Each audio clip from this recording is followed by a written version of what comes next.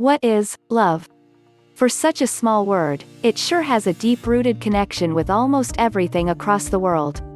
You can fall in love with someone, you can do something in the name of love, and you can even love to hate something. It's not only an incredibly versatile word, but a pretty flexible concept too. What exactly is love though? And why does everyone go mad about it?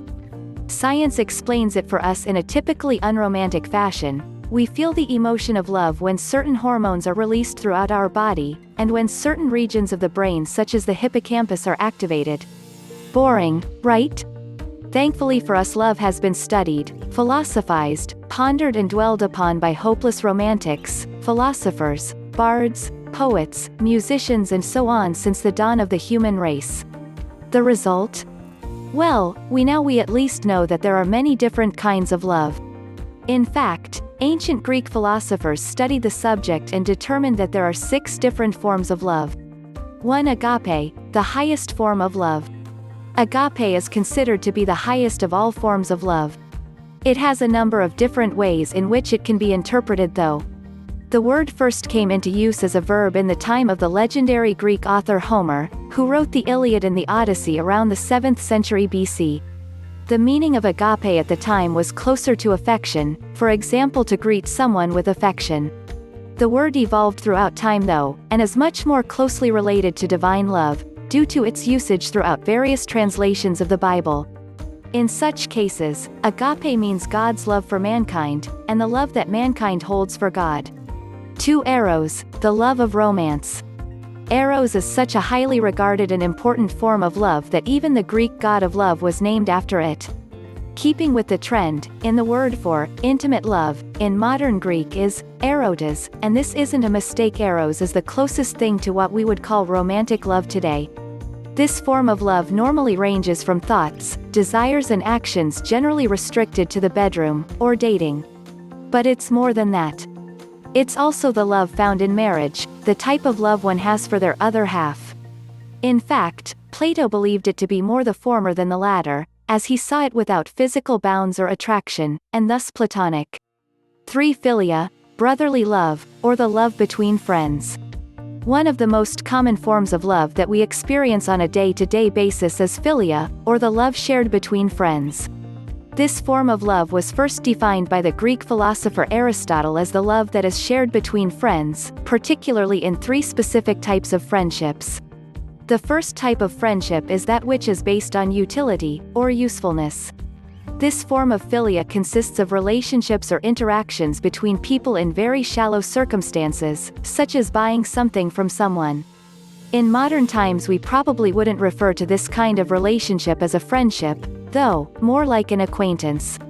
The second form of philia is much closer to what we would expect of it. It's entirely to do with taking pleasure in the company of others. This could be having a drink together, sharing experiences through a mutual hobby, or simply anything which involves doing something pleasurable with another person. The final form of philia, referred to the highest form, is what we would call the love shared between brothers and true friends. It's the type of philia where you enjoy not just each other's company, but each other's character too. It's where you genuinely like the other person, not just because they're fun to be around. 4. Storge, the love shared between family. Storge is a form of love which is said to be the most natural, and is developed as more of an instinct than anything else. It is the kind of love which a mother feels towards her child even before it's born, and it can be said to be what holds families together, no matter what the world throws at them. This form of love is almost exclusively experienced between family members, and can either grow or shrink over time depending on how close company they keep.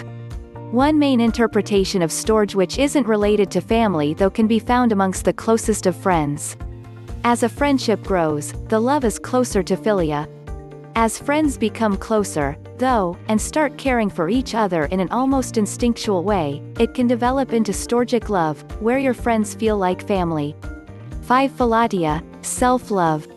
Philatia was originally likened to the love one holds for oneself, as well as looking after one's own happiness or well-being. Funnily enough, this wasn't always considered to be a highly valued form of love, and in fact was considered to be a moral flaw. People who practiced Philatia were referred to as being vain, selfish, and egotistical. Throughout time, though, Philatia has gained a better reputation and understanding. Gradually Philatia, or self-love, began to grow as a concept that is not only good, but extremely beneficial for your mental health. The connection between self-love and mental health was first made by a psychologist in 1830, but didn't take off until the 20th century. Nowadays, self-love is considered to be a vitally important thing, and it's commonly acceptable to take a day off just to look after yourself. When was the last time you had a self-love day? 6. Xenia, the love found in hospitality. This form of love is less a type of love, and more a general guideline to follow in order to be hospitable to all who pass by your home. It is the love which stems from hospitality, and it is one of the oldest and most deep-rooted forms, found all over the world. Cultures from opposite ends of the earth all share similarities when it comes to the concept of xenia. The shared traits are generally along the same lines, but start with one main principle: you must honor all who cross your threshold, as well as feeding and sheltering them. An example of this can be found in the many myths and legends from pre-Christian religions across Europe. In such myths, a deity walks the earth in the form of a human who then travels to different homes testing their hospitality. The common theme is that if one treats the guest with honor, they receive a reward or gift from the deity, and if they don't, they are punished. Talk about tough love. What we've touched on here today is just a drop in the ocean of ways in which we have found to describe the feelings, thoughts and emotions that we define to be love.